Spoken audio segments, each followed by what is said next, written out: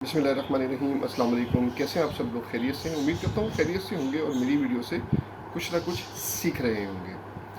आज ये जो वीडियो बना रहा हूँ ये आप लोगों की स्पेशल डिमांड पे है। बहुत से लोगों के क्वेश्चन आ रहे थे, सर हमें बताएं, हमने पाकिस्तान से यूके मैंगो भेजना है, हमारे वहाँ पे रिलेटिव्स हैं, हमारे वहाँ पे दोस्त हैं, हमारे वहाँ पे भाई हैं, तो उनको मैंगो भेजना है तो हमें पता नहीं है, हमें हमें बताएं, पूरा प्रोसीजर बताएं, हमें समझाएं कितना ख़र्चा आएगा, यहाँ से कितना जो है, कौन सी पैकिंग जाती है, किस तरह जो है हम भेज सकते हैं, पैकिंग किस तरह करनी है, कैसे करनी है, कैसे क्या चीज़ करनी है, वहाँ पे एयरपोर्ट पे कौन से डॉक्यूमेंट्स रिक्वायर्ड हैं, यहाँ पे कौन से डॉक्यूमेंट्स रिक्वायर्ड हैं, तो सारा इस वीडियो में आज हम स्टेप बाय स्टेप कवर करेंगे। सबसे पहले तो आप लोगों का बहुत शुक्रिया, आप मुझसे क्वेश्चंस करते हैं, मेरे इल्म में भी इजाफा होता है इस वजह से, और आपके इल्म में भी इजाफा करता हूँ।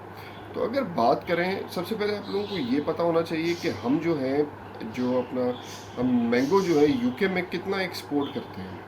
देखिए, हम 1.9 मिलियन जो है टन मैंगो एक्सपोर्ट करते हैं बाय एयर यूके में। सबसे जो पहली एक्सपोर्ट हमारी है वो यूएई में, सेकंड जो लार्जेस्ट एक्सपोर्ट है वही यूके में है।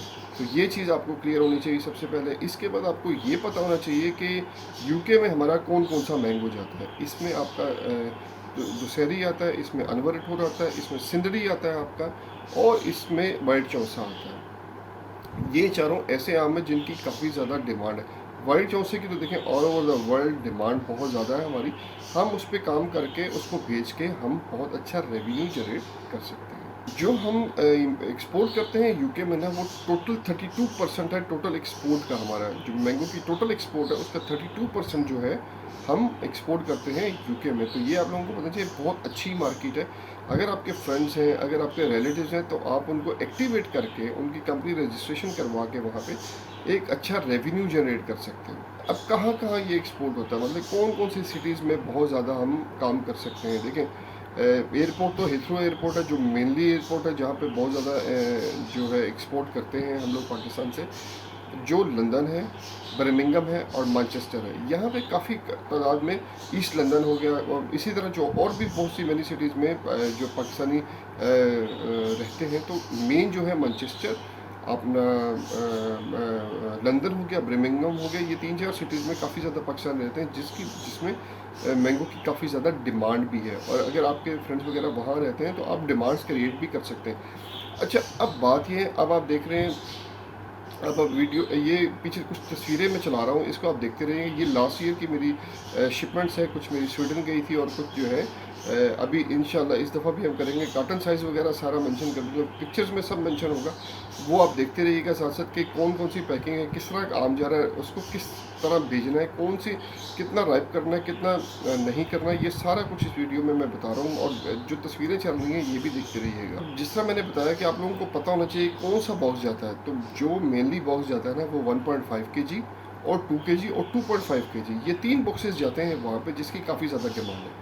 अच्छा, अब वो आप 5 kg वाला बॉक्स जाता है, लेकिन वो डिमांड पे जाता है। अगर आपका भाई, कज़न या जो भी रिलेटिव कहे जी हमें 5 किलो का बॉक्स पहुँचाए, तो बिल्कुल जाता है, ऐसी बात नहीं कि नहीं जाता। लेकिन जो मेनली जाते हैं ना वो 1.5, 2 kg और 2.5 kg जाते हैं। अच्छा, अब इसकी सेल की बात करते हैं कि ये सेल कैसे होता है। देखिए, सेल दो तरह से होता है। या तो आप जो मंडी है ना, जो मार्केट है फ्रूट एंड वेजिटेबल, वो हर कंट्री में और हर सिटी में होती है, ठीक है। तो हर सिटी में, जिस तरह हम अगर कराची की बात करें, कराची में फ्रूट मार्केट है, वेजिटेबल मार्केट है, सब्जी मंडी जिसको बोलते हैं, फ्रूट मंडी जिसको बोलते हैं, इसी तरह हर सिटी हर कंट्री में होती है। अगर आप वहाँ पे सेल करते हैं तो वहाँ पे तो obviously mall supply and demand पे काम चलता है। जितना माल आता है, अगर माल ज़्यादा है तो डिमांड कम है, अगर माल कम है तो डिमांड ज़्यादा है, तो रेट भी उसी हिसाब से होता है। अब 1.5 kg का जो काटन है, लास्ट ईयर 8 पाउंड तक बिक रहा था। ये मैं मंडी की बात कर रहा हूँ। जो यहाँ पे हमारे पास खबरें आती हैं जी 2 पाउंड पे आ गया, 3 पाउंड पे आ गया, 4 पाउंड, ऐसा नहीं है, 8 पाउंड जो है बिक रहा था, ठीक है। इसी तरह 2 kg की बात करें तो 12 से 13 पाउंड तक बिक रहा था। 2.5 kg की बात करें 14 से 18 पाउंड तक बिक रहा था। अच्छा, बात बड़ी क्लियर है। ये तो हो गया मंडी के रेट्स। अगर आपके रिलेटिव्स वहाँ पर डिमांड क्रिएट करके अगर आप लोगों को देते हो कि भाई मैं, आप देखें, अब रिलेटिव्स है ना, उसके फ्रेंड्स भी होंगे पाकिस्तानी, तो बहुत ज़्यादा है, डिमांड भी पाकिस्तानी मैंगो की बहुत ज़्यादा है। तो आप डिमांड कैसे क्रिएट करोगे? जितने आपके दोस्त हैं या आपके रिलेटिव, उनके आगे से दोस्त वगैरह है, एक कम्युनिटी है, सारी कम्युनिटी में। अब जहाँ देखें, जब लिमिटेड कम्युनिटी होती है तो सब एक दूसरे को जानते हैं, तो वहाँ पे आप जो है व्हाट्सएप जो है ग्रुप बना लें, जो वहाँ पे बैठे हैं व्हाट्सएप ग्रुप बना लें, उन्हें बताएं जी मैं मैंगो मंगवा रहा हूँ, अब आप बताएं आप इंटरेस्टेड हैं कि नहीं इंटरेस्टेड है, ठीक है। अपना मार्जिन थोड़ा रखें, मतलब फ़र्ज़ करें आपकी कॉस्ट 3 आ रही है, 2 आ रही है या 8 आ रही है, 10 आ रही है, तो 1 पाउंड या 2 पाउंड का मार्जिन रख के आप उनके साथ काम कर सकते हैं। अच्छा, अब फिर इसके बाद आपको ये पता होना चाहिए अब पाकिस्तान से किस किस जो है सिटी से हम एक्सपोर्ट करते हैं। देखें, मैंगो जो है यूके की जो फ़्लाइट्स होती हैं वो होती हैं इस्लामाबाद से, लाहौर से और कराची से। ये 3 मेनली सिटीज़ हैं जहाँ से हम मैंगो को एक्सपोर्ट कर सकते हैं यूके में। अब फ़्लाइट्स आपको पता होनी चाहिए, मेरा ख्याल है वीकली 2 फ़्लाइट्स होती हैं जो डायरेक्ट यूके जाती हैं, वो पीएई की फ़्लाइट्स होती हैं। देखें, जब भी आप एक्सपोर्ट कर रहे हैं ना बाय एयर की, तो आपको ये भी पता होना चाहिए, अब बाय सी तो हम एक्सपोर्ट नहीं कर सकते, 30 डेज़ का ट्रैवल टाइम है। 30 डेज़ का मतलब है कि आपका मैंगो का बेड़ा गर्क है, ठीक है। तो अब हम जो है इसको जब बाय एयर हमने एक्सपोर्ट करना है, जब बाय एक्सपोर्ट करना है, तो आपको ये पता होना चाहिए कि आपका कितना % तैयार होना चाहिए।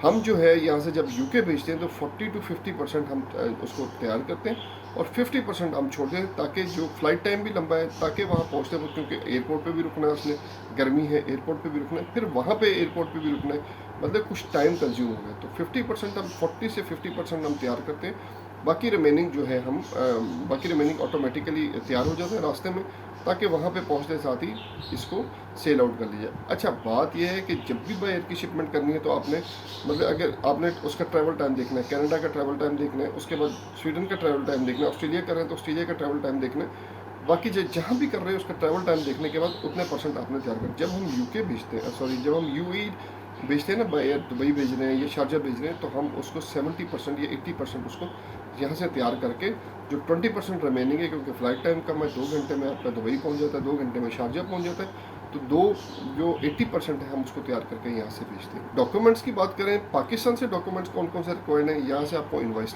लिस्ट चाहिए, आपको पैकिंग लिस्ट चाहिए, यहाँ से एयरवे बिल चाहिए और फाइटो सर्टिफिकेट चाहिए। ये 4 मेनली डॉक्यूमेंट्स हैं जो आपकी रिक्वायरमेंट जो कस्टम क्लियरिंग एजेंट जो है आपको प्रोवाइड करेगा। अगर हम बात करें यूके के डॉक्यूमेंट्स की, देखिए यूके में जो डॉक्यूमेंट्स रिक्वायर्ड हैं, आपके पास कमर्शियल इनवाइस होनी चाहिए, आपके पास पैकिंग लिस्ट होनी चाहिए, आपके पास जो यहाँ से जा रहा है उसका एयरवे बिल होना चाहिए, वैलिड EROI नंबर होना चाहिए। आप गूगल करेंगे आपको पता लग जाएगा वैलिड EROI नंबर क्या होता है, ठीक है। उसके बाद रजिस्टर्ड, आपने जो भी आपकी पेरिशेबल आइटम्स हैं वो डेफ्रा में जो है ना, डेफ्रा पीच एक वेबसाइट है, वहाँ पे रजिस्टर करवानी पड़ती है, क्योंकि ये उसको बताना पड़ता है कि हमारी प्रोडक्ट जो है पाकिस्तान से आ रही है। वहाँ पे डेफ्रा पीच वेबसाइट पे आप रजिस्टर्ड हो, वहाँ पे अपनी प्रोडक्ट को एनलिस्ट करें कि हमारी प्रोडक्ट पाकिस्तान से आ रही है, उनको बताना पड़ता है। ये क्लियरेंस का एक प्रोसीजर है, तो इसमें आपको जो क्लियरिंग एजेंट है ना वो भी गाइड कर देगा कि आपने उसमें कैसे ऐड करना है। अगर आप नहीं ऐड कर सकते तो आपको ऑब्वियसली क्लियरिंग एजेंट को आप वहाँ पे भी हायर करोगे, तो वो हायर करने के बाद आपको इसमें डेफ्रा पीच वेबसाइट में ऐड कर देगा। अच्छा, अब ज़्यादातर जो फ़्लाइट्स हैं ना वो हीथ्रो एयरपोर्ट पे जाती हैं, ठीक है। अब ऑब्वियसली एयरपोर्ट हैंडलिंग चार्जेस हैं, उसके बाद ड्यूटी है वहाँ पे कितनी लगेगी, उसके बाद जो है DTI चार्जेस हैं, ठीक है, ये उसके बाद जो लोकल ट्रांसपोर्ट है। अब ये सारी चीज़ें जो है ना ये एडअप होंगी, ये कस्टम क्लियरिंग एजेंट भी आपको बताएगा कि जी कुछ चेंजेस भी, ऑब्वियसली कुछ चेंजेस भी होते हैं, हर साल में कुछ ना कुछ चेंज होते हैं। तो इस साल अगर जो भी आप करना चाह रहे हो तो अपना जो भी रिलेटिव या कज़न है उसको आप एयरपोर्ट पे भेजो या कार्गो डिपार्टमेंट में भेजो, उनसे पूछो जी मेरा शिपमेंट आनी है तो मुझे क्या क्या करना चाहिए। अच्छा, जो कस्टम क्लियरेंस पे ड्यूटी है ना वो 20 पैनी से लेकर ना 40 पैनी तक है, डिपेंड करता है पेरिशेबल आइटम पे और मैंगो पे कि कौन सी क्वालिटी आपकी आ रही है, कौन सी क्वालिटी आ रही है और कितनी क्वांटिटी आ रही है, ठीक है। तो ये आपने इसका पता करना है, मतलब कि 20 से 40 पैनी आ रही है, ठीक है। अब आप एग्जैक्ट पता कर लेंगे जब आप एयरपोर्ट पे आपका बंदा जाएगा। उसके बाद आपको जो वैन के चार्जेस वगैरह, ऑब्वियसली वहाँ से आप एक वैन हायर करोगे जिसके अंदर रखोगे, या देखिए वहाँ पे अगर वेदर कैसा है, अगर कोल्ड वेदर है, ठीक है, तो आप नॉर्मल वैन करेंगे, आप कोई रेफ्रिजरेटर वैन नहीं करेंगे। अगर तो वहाँ पे थोड़ा सा समर चल रहा है या हीट है तो आप उसमें भी रेफ्रिजरेटर वैन करेंगे। ऑब्वियसली रेफ्रिजरेटर वैन के जो है चार्जेस ज़्यादा होते हैं ऑल दो के दूसरी वैन के। मेरा ख्याल है वो बहुत ज़्यादा होगी, 200 पाउंड से 250 पाउंड टोटल जो है वो चार्जेस होंगे। अच्छा, यहाँ पे एक थोड़ी सी कन्फ्यूजन ये है कि लोगों को कि जी अब हमें ये नहीं समझ आती कि हम कितना माल जो है यूके में भेजें, कितना माल हम जाएंगे। देखें पैलेट बनते हैं, यहाँ पे पैलेट होता है एक, यहाँ पे भी ना जिस तरह कंटेनर होते हैं ना, उसमें एक बाय एयर की शिपमेंट्स में भी कंटेनर होते हैं, वो 1200 से 1250 1300 उसके अंदर केजी जो है ना माल आते हैं, ठीक है। अगर आप 1000 केजी 1 टन माल बेचते हैं तो आप कहते हैं कि रेफ्रिजरेटर में रख दें, उनका जो है ना स्पेस ज़ाया होती है, उनकी कम से कम 250-300 केजी की स्पेस ज़ाया होती है। तो वो आप ऐसा करें, इनसे जब भी आप बुकिंग करवाएं ना, इनसे कहें मुझे एक पैलेट चाहिए, वो आपको पैलेट असाइन कर देंगे। जो आपका सारा माल है एक पैलेट में चला जाएगा, यहाँ से लेके वो डिस्टर्ब भी नहीं होगा, वहाँ पे भी वो उसी को खींच के, जो पैलेट है उसी को खींच के निकालेंगे और आउट कर देंगे। तो माल ख़राब हो, हैंडलिंग पे प्रॉब्लम नहीं होगी। तो आपको करना ये है कि जब भी आप बात करेंगे, आपको 1250 केजी जो है, 1.25 टन जो है आपको माल भेजना है यूके में, कनाडा में। अगर यहाँ पे भी आप गल्फ में भी ऐसे कर सकते हैं जहाज़, लेकिन जो यूके जहाज़ जाता है ना वो बड़ा जहाज़ है, ठीक है। ऑल दो आप यहाँ से डायरेक्ट फ्लाइट पकड़ें, ये ना हो कि आप कनेक्टिंग फ़्लाइट्स पकड़ें, यहाँ से जाए सऊदीया और सऊदीया में उतरे और सऊदीया के बाद जो है फिर यूके जा रहा हूँ। तो आपको कनेक्टिंग फ़्लाइट्स लेने की कोशिश करनी है, आपको डायरेक्ट फ़्लाइट मिले। चलें, उम्मीद करता हूँ आपको आज की वीडियो से भी कुछ सीखने को मिला होगा। मैंने आपको बड़ा क्लियर एक पिक्चर दिखाई है कि हम यूके में कैसे एक्सपोर्ट कर सकते हैं और हम एक अच्छा रेवेन्यू कैसे कमा सकते हैं, और उसके सेल भी बताइए हमने कितने की सेल। अब आप हिसाब लगा लें कि हम कितना प्रॉफिट मार्जिन इसमें कमा सकते हैं।